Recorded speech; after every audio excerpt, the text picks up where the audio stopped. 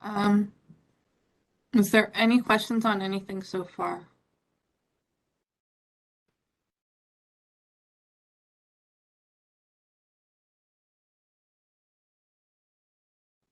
Okay.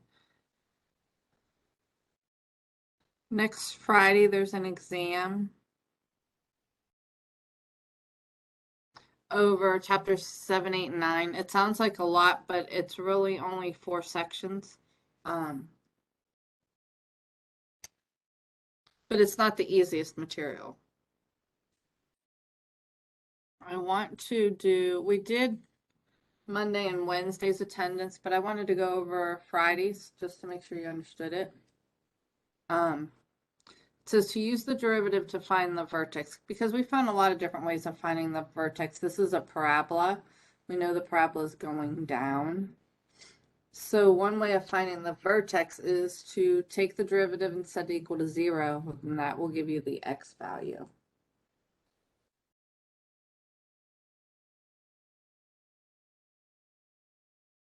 So I want to take the derivative. 2 times 2 is a negative 4x to the first, and then this would be a 1. 1 times 12 is 12. X of the 0 falls off. And the derivative of a constant is 0. So this is the derivative. Any questions on the derivative? Once we take the derivative, if we set it equal to 0, that's where we find critical numbers, the highs and the lows on the graph. And the vertex would be a high or a low depending on the parabola. Subtract the 12. Divide by negative 4. And get 3. So 3 would be the x value for the vertex. It's also a critical number. It's also the slope of the tangent line. Well, in this case, it's where the slope is 0. To find the y value, plug it into the original, because the original is the one before the derivative in this case. So to find y, it would be negative 2 times 3 squared plus 12 times 3 minus 5. 3 squared is 9 times negative 2, negative 18 plus 36 minus 5. So the vertex is the point 313. Any questions on that?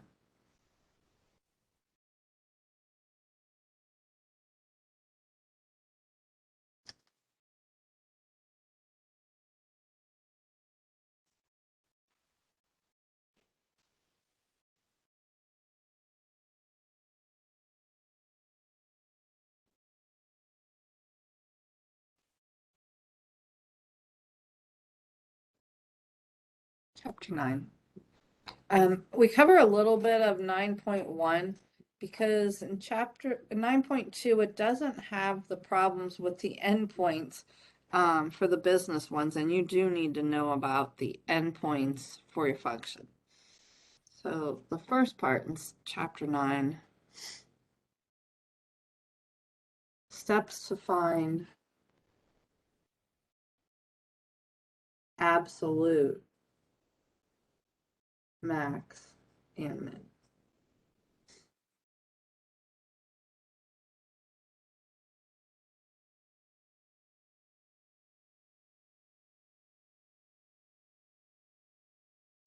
Now, if you're not given endpoints, then you only use your critical numbers. If you're given endpoints, then you use the endpoints. But we found relative max and min. Relative is just all the highs and lows on the graph. Absolute max or min is the highest and the lowest in the graph on a certain interval. And that's why you're given a certain interval. First thing to do, find the critical numbers.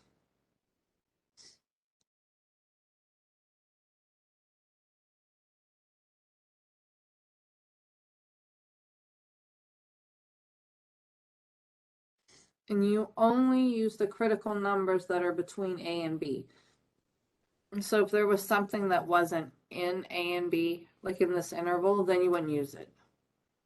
So sometimes you use all of them, sometimes you use none of them. Remember, to find the critical numbers, you take the derivative and set it equal to 0.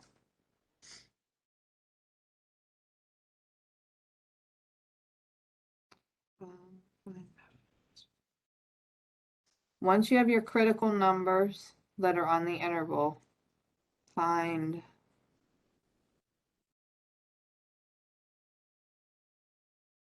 f of x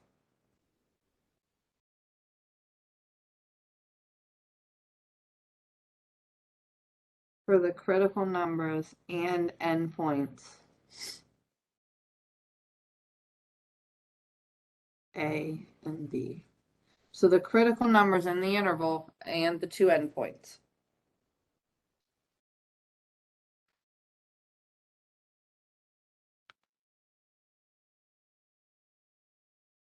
The largest y value is the absolute max.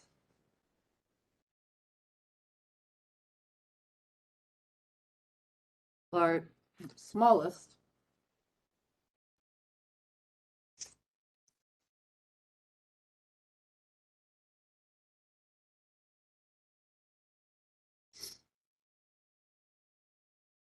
is the absolute min.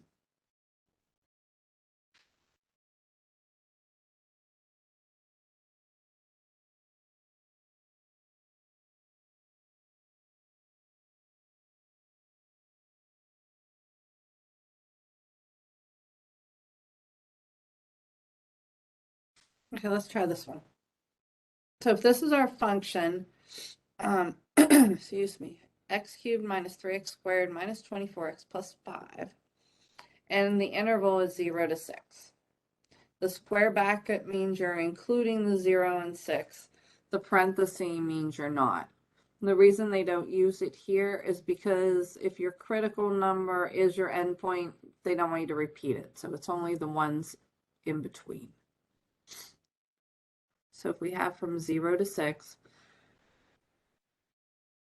we want to first find the critical numbers. So we take the derivative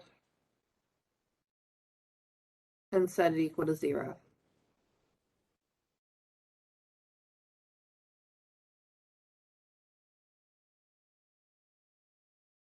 Bring the 3 down, 3x squared, 2 times the negative 3, negative 6x to the first, minus 24. Any questions on the derivative?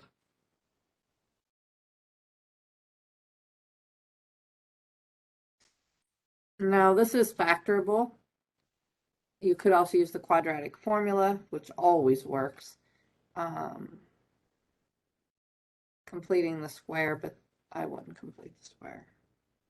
Now, when we go to factor this one, I notice that there's a number in front, and I can divide it out because 3 will go into all 4 terms.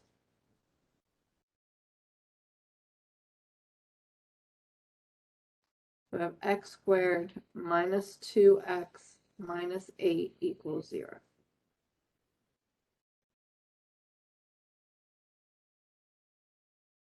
So we can factor it. What are two numbers that when we multiply, we get a negative 8, that when we add, we get negative 2? Anyone?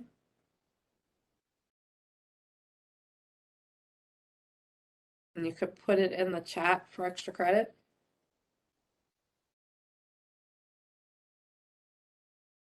So we need to multiply to get negative 8, add to get negative 2. Here we go. Yes, negative 4 and a positive 2. When we multiply, we get a negative 8. When we add, we get the negative 2. So it's x minus 4 and x plus 2. Any questions on that part?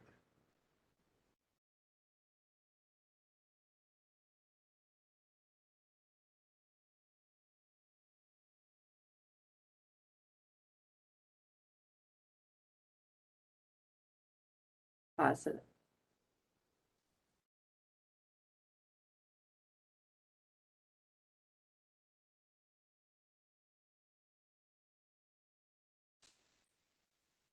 When you have them factored, there's a theorem that if these two multiplied together give you 0, then one of them has to be 0. So x minus 4 has to equal 0 or x plus 2. Add the 4, subtract the 2. We have two critical numbers. So both of these values will give us a relative extrema. Maybe not the highest or the lowest, but they will give us a relative extrema.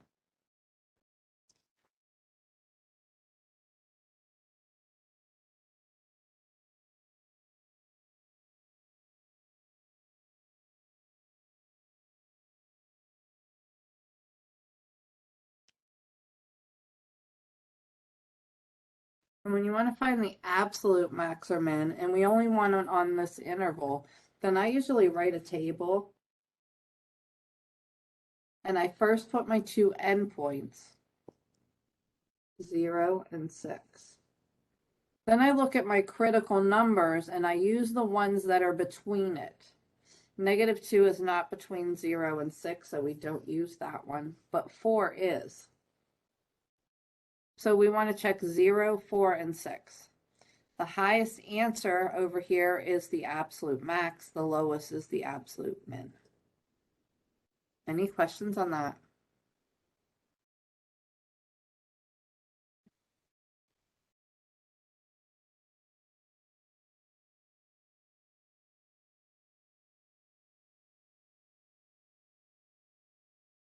So x cubed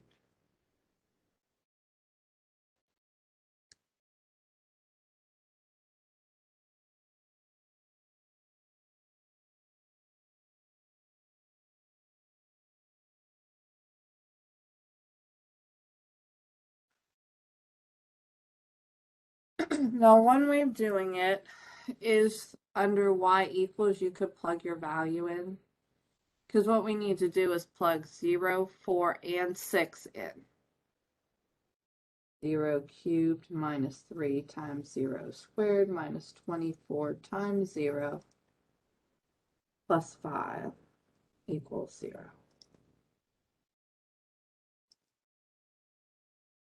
Equals 5, sorry.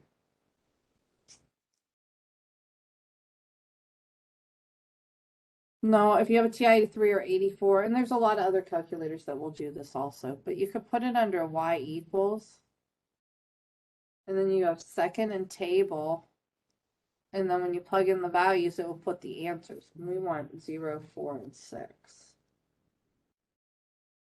0, 4, 6. So when you plug in 0, you get 5. When you plug in 4, you get a negative 75. And plugging in 6, negative 31. Any questions on that?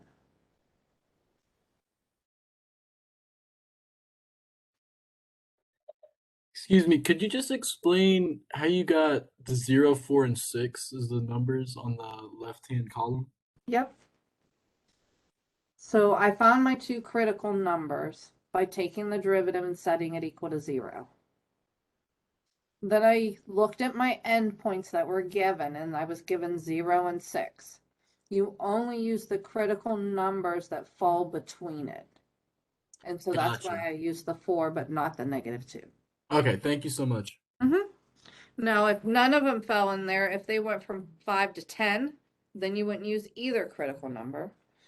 And if it went -5 to 6, then you'd use both. So sometimes you use both, sometimes you use neither. So then you plug these into the equation. In this case, it was the original one.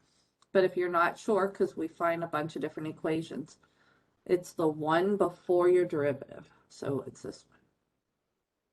And we plug in 0, 4, and 6. Gotcha. Thank you so much. You're welcome. Any other questions so far?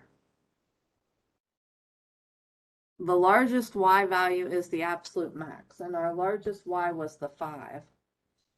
So there's an absolute max of 5 at x equals 0. And our smallest is the negative 75. So there's an absolute min of a negative 75 at x equals 4. Any questions on that?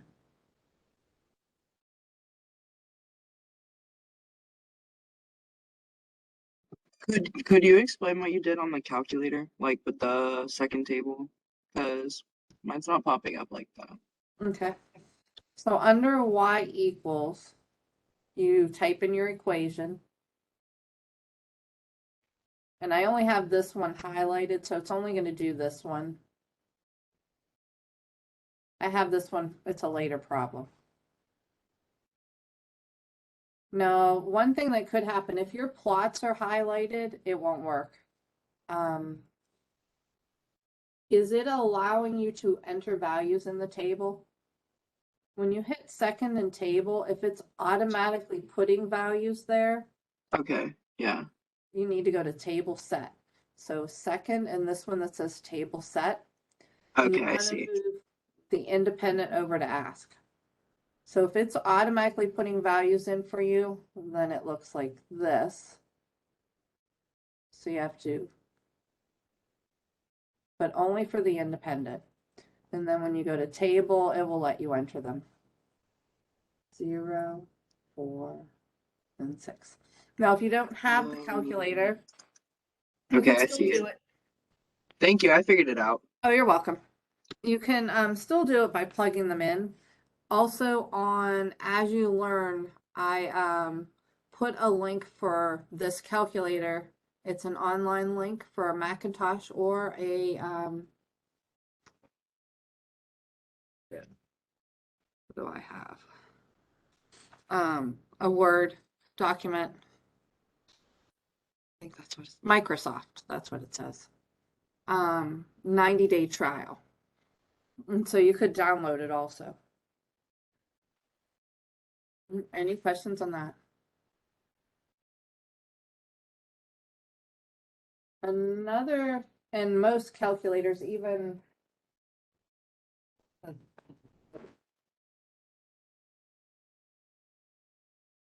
yeah, I think this one even lets you go second and enter, and you can go back up and change. So like the first part, if I plug that in, 0 to the third minus 3 times 0 squared minus 24 times 0 plus 5. And I usually put whatever I'm plugging in 0 so I can find it. So then you hit enter and you get your 5. Now you can hit second and enter, and it brings it back up, and then I can go in and put my 4. And most of the calculators will allow you to do this.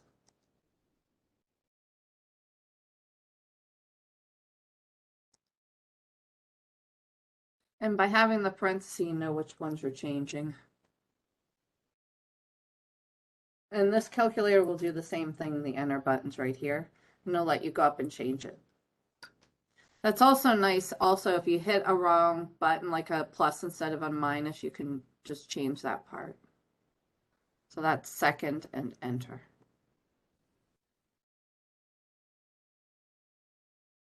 Any questions?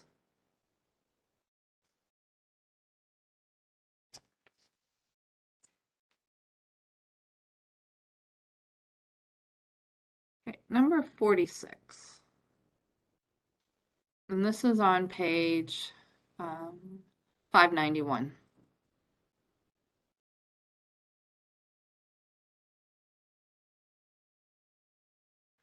Find the minimum value of the average cost for the given function on the given interval. So it says minimum value of the average cost. So we are finding the absolute minimum, but it's average cost, not cost. So we need to first find the average cost function. Remember, to find it, you either divide by x or multiply by 1 over x. When it's a fraction, you want to use 1 over x. In this case, we just want to divide by x. So this is our average cost function.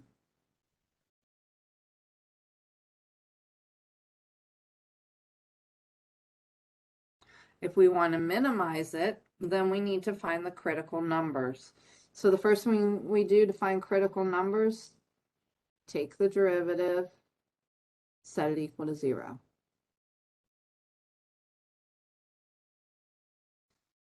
And this one is a quotient rule. So it's the bottom times the derivative of the top. 2 times 81 is 162x to the first. 1 times 17 is 17x to the 0. And then the constant goes to 0. So that would be the derivative of the top. Minus the top,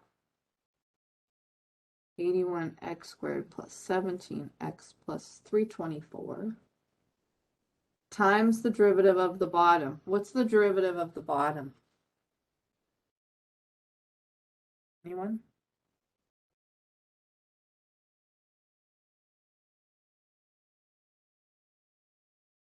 Okay, it's x to the first. So when we take the derivative, we bring the 1 down and get 1. X to the 0 drops off, so it's just 1.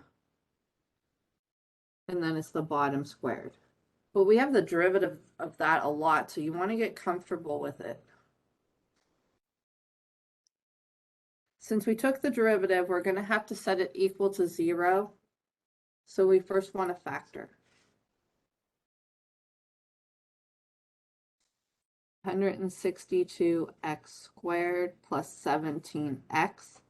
And then a negative 1 distributes here. So we have negative 81x squared minus 17x minus 324.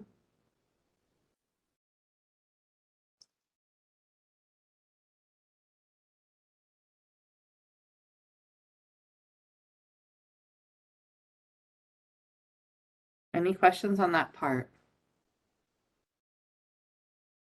I'm going to combine my like terms on top, but at the same time, I'm going to get rid of the denominator. When you have a fraction, the only way it can be 0 is if the top is 0, because we can't have 0 in the denominator. So you could just set the top equal to 0. But if you do want to see how it works or to get rid of it, to get rid of something in the denominator, you're dividing, so you multiply by it, because then they'll cancel. And what you do to one side, you do to the other side. So notice the x squareds will cancel. And on this side, 0 times x squared is still just 0. And then 162x squared minus 81x squared is 81x squared. And the 17x's cancel, minus 324 equals 0. Any questions on that?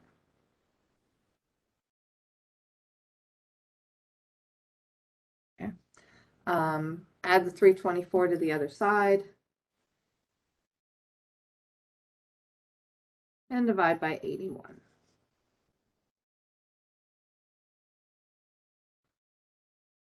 Four. Any questions so far? So x squared is 4. To get rid of the x squared, we can take the square root of both sides. But what do we have to remember when you take the square root of both sides? Isn't it that your answer can be positive or negative? Exactly. Anytime it's an even root, it can leave a positive or negative answer. So our two critical numbers are 2 and negative 2. Any questions on that? Now, if this was an odd root, like number 45 is x cubed, when you take the cubed root, whatever sign is under there, it stays. So odd root, you do not do plus and minus, only even. So these are two critical numbers. Now in the problem, it says two parts, one from 1 to 10 and the other one from 10 to 20.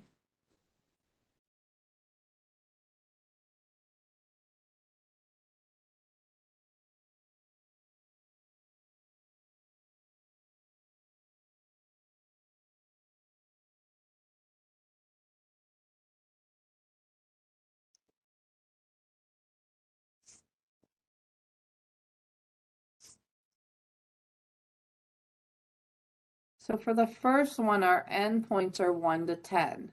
Well, if we look at our critical numbers, 2 falls between 1 and 10, but not -2. So this would use 2. The second one is from 10 to 20. Well, neither one of these are between 10 and 20, so we wouldn't use either one in this case. Any questions on that?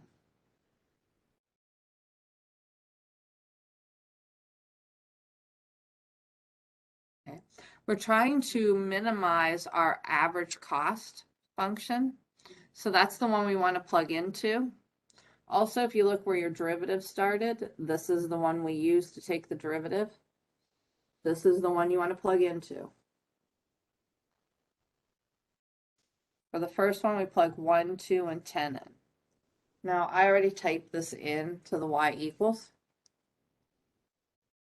It's on top. Let me highlight that one.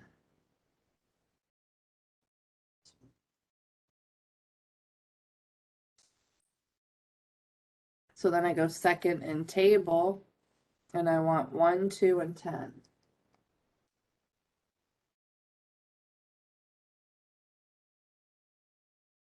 Now you can just plug them in. The other thing you need to be careful, if you notice, I had it in parentheses. If you're entering this all at once, it needs to be in parentheses. Otherwise, X will only divide into this number and then add it.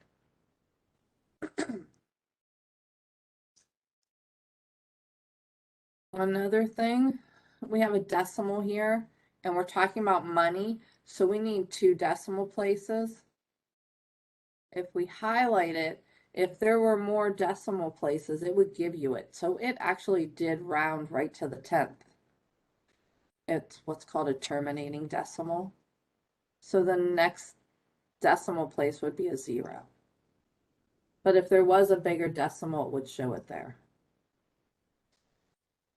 So we have 422, 341, and 859 and 40 cents. Any questions on getting the values?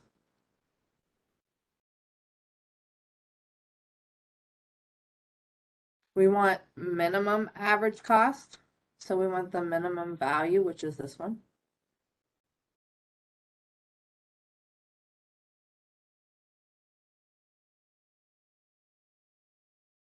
So the minimum average cost is $341 each when 2 are produced. So we have to produce between 1 and 10. If we produce 2 at a time, that gives us the minimum average cost, which is $341 each.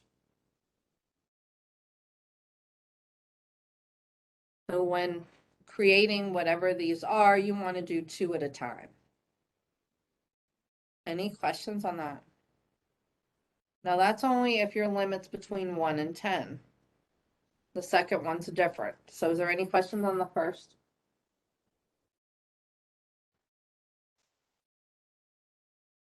The second company is saying you have to produce between 10 and 20 units.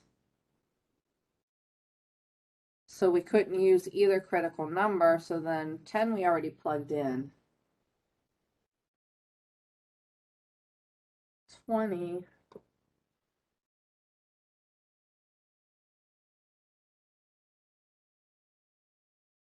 $16.53 and 20 cents.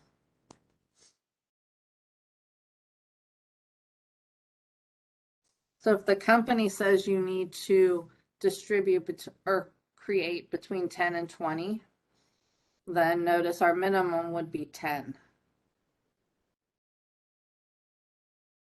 Minimum average cost is $859.40 each when 10 are produced.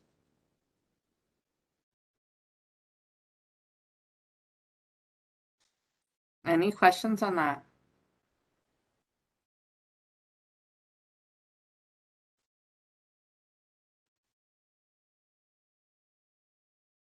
Any questions?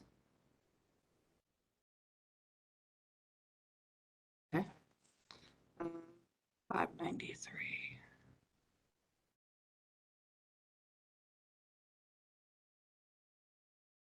Okay.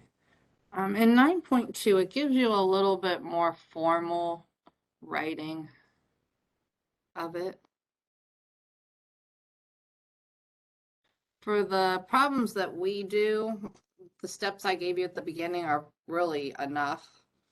But when you are reading an applied problem, which means a story problem, you should read the problem carefully. Make sure you understand what is given and what is unknown.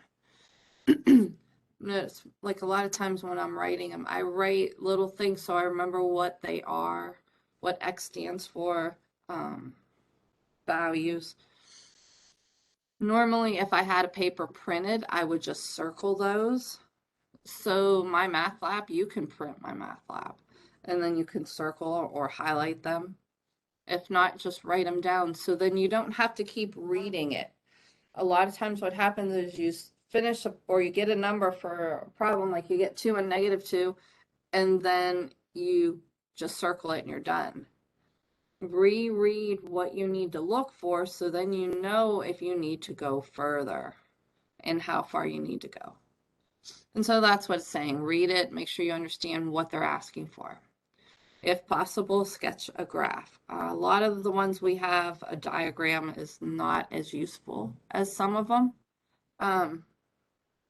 But like if you're doing you have so much fence and you want to do an area, then drawing a picture would work. We've drawn a couple, but not as much. Decide what variable must be maximized or minimized. Whatever you're maximizing and minimizing, that should be on the side by itself. Like this one was average cost function. So that should be here by itself. And then the variable, one variable should be in the other side. Find the critical numbers, just like we've been doing. Know the domain. So 4, 5, and 6 is really statement that we already were working with. If they don't have endpoints, then you just use your critical numbers, and some of them don't. Especially parabolas, they won't. Okay, so that is on page 593.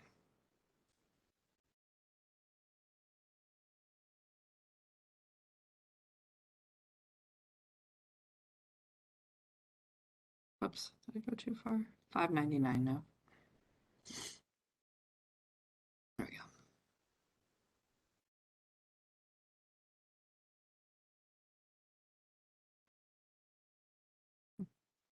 Number 7.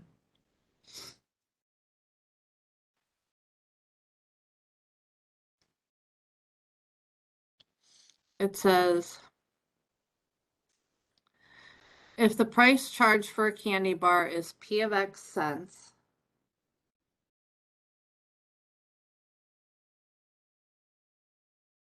then X thousand candy bars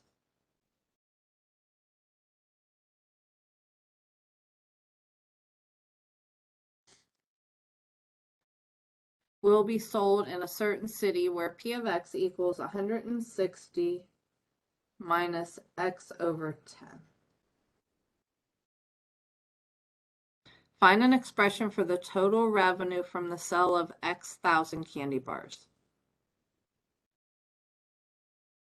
Now notice it says an expression using X thousand candy bars. They want the 1,000 put into the equation.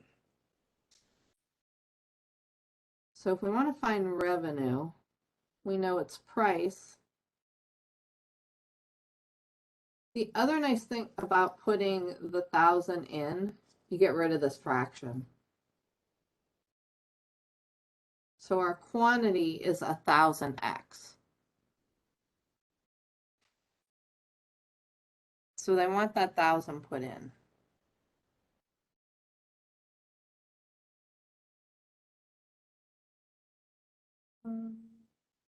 I'm going to distribute it because then I won't have the fraction.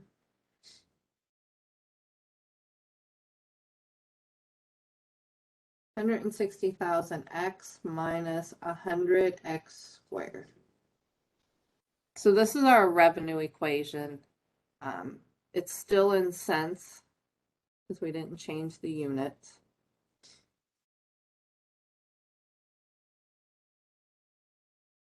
To find that would be the equation.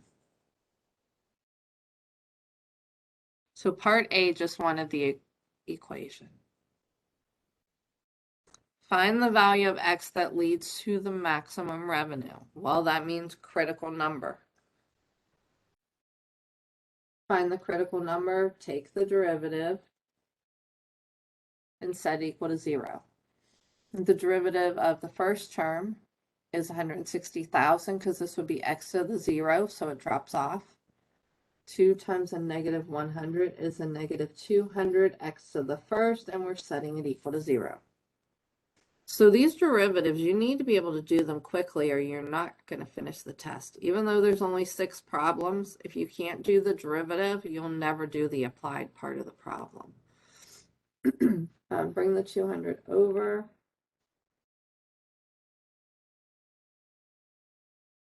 And then divide by 200.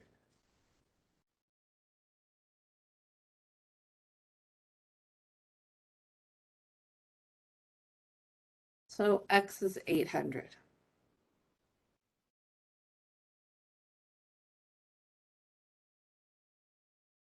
So 800, where X is 800 will give us a maximum revenue. They just wanted the X value. To find the maximum revenue, look where your derivative is and go to the one before. So we're plugging into this one. Notice I wrote cents, so it will remind me when I get my answer, it's in cents and not dollars.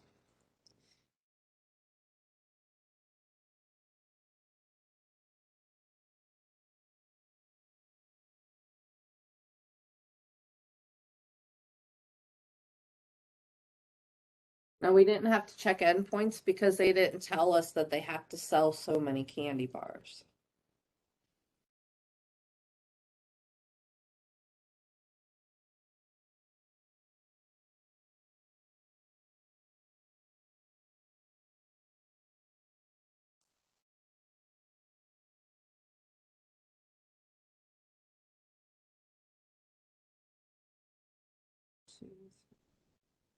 You should be getting 6 zeros.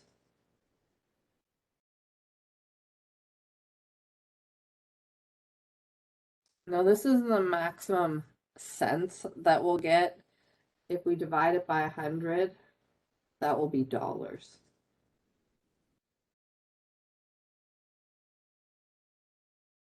So we'll have a maximum revenue of $640,000. Any questions on that? Positive.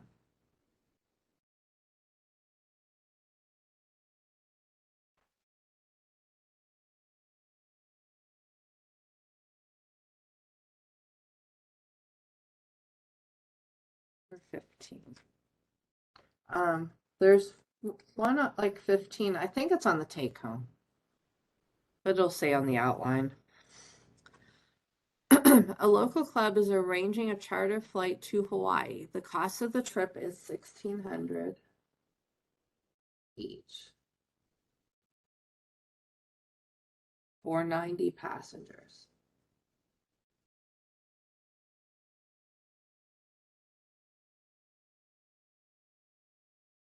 With a refund of $10 per passenger for each passenger in excess of 90.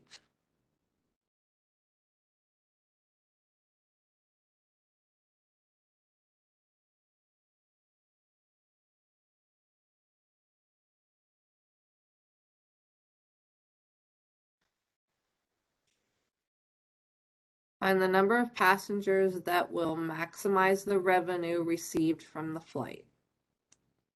So we need to find a revenue function. We know if there's 90 passengers, there's 1,600 each.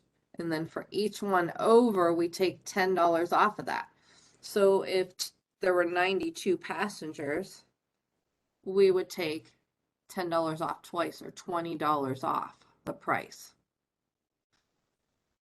So one way of doing it is to have the total passengers for X, and then you need to find out how many are over and take 10 off for each of those.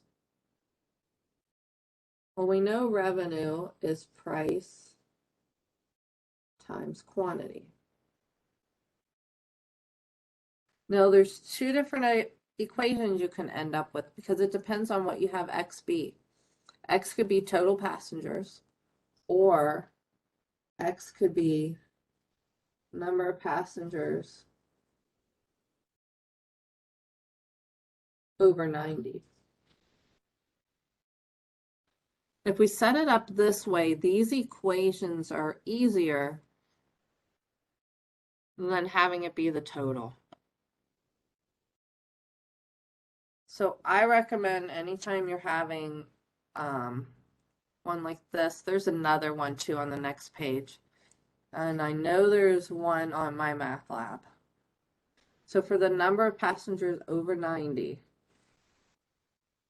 if we talk about the price, it's 1,600 minus $10 for each one over 90.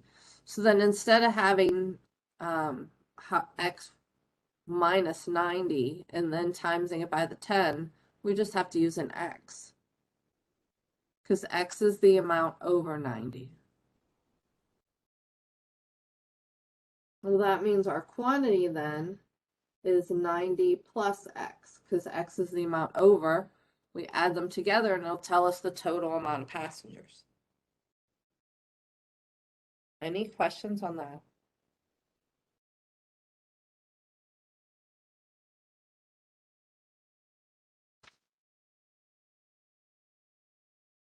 I don't know why that, I don't know where that number came from. But anyways, this is your revenue equation.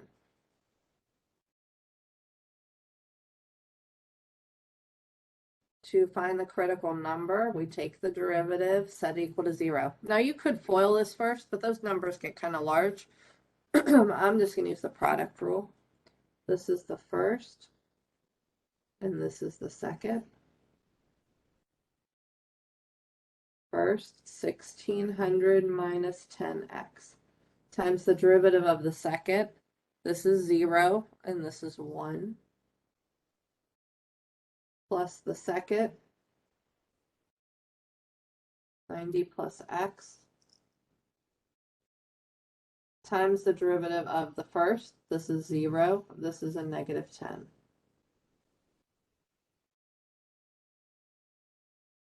Any questions on that? And then we're going to set equals 0. So I'm going to simplify first. 1,600 minus 10x. Here we're distributing a negative 10, so negative 900 minus 10x. Negative 20x plus 700, and we're going to set equal to 0. Any questions on that?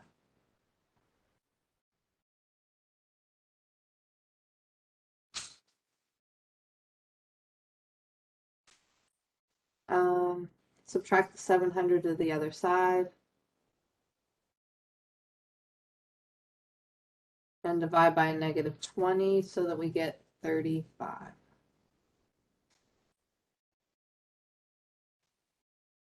Any questions on that?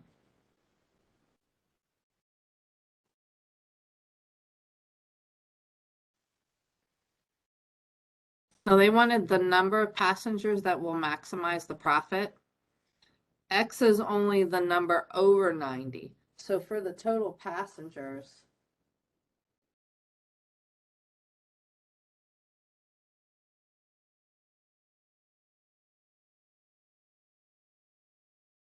it's 35 plus 9. So 125.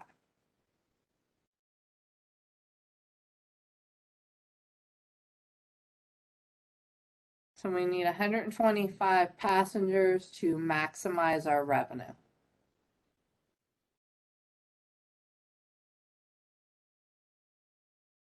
Now to maximize the revenue, we look where our derivative is, and we use the one before. So here's our derivative. So we use this one.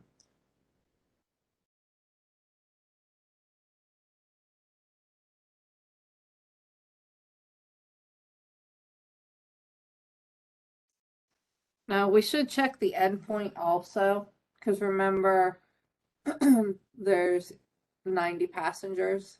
You can't go below that, so that's an endpoint.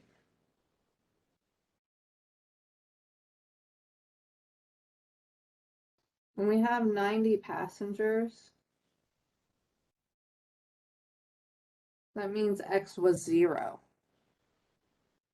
Because remember, X is the number over 90. If we have 90, then X was 0. And so we would plug 0 in.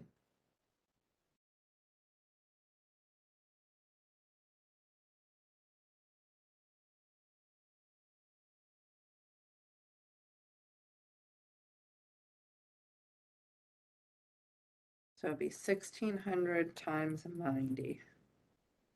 $144,000.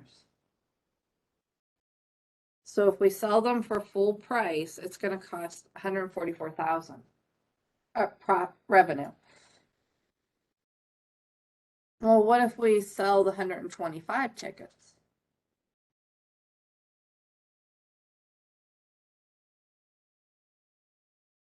The 125 passengers, X was 35. So you would plug 35 in.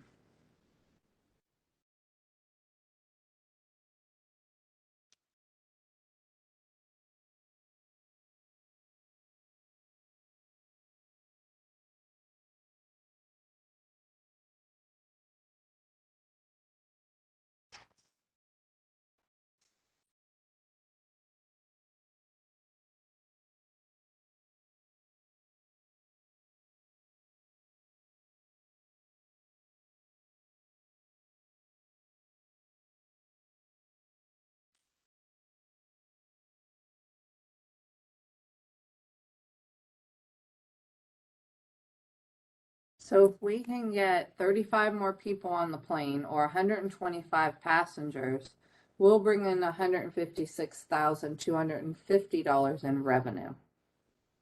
So even though they're getting a discount, we're going to have more revenue.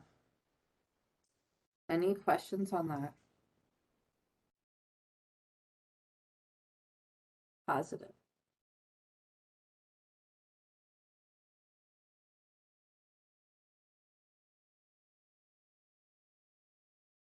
Okay. On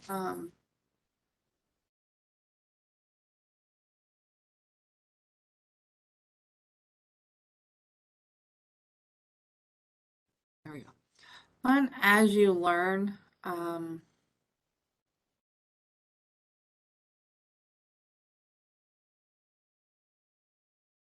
here's the TI-84 calculator. And also under weekly checklist, the outline for the exam is here. I will put the take-home portion up this weekend.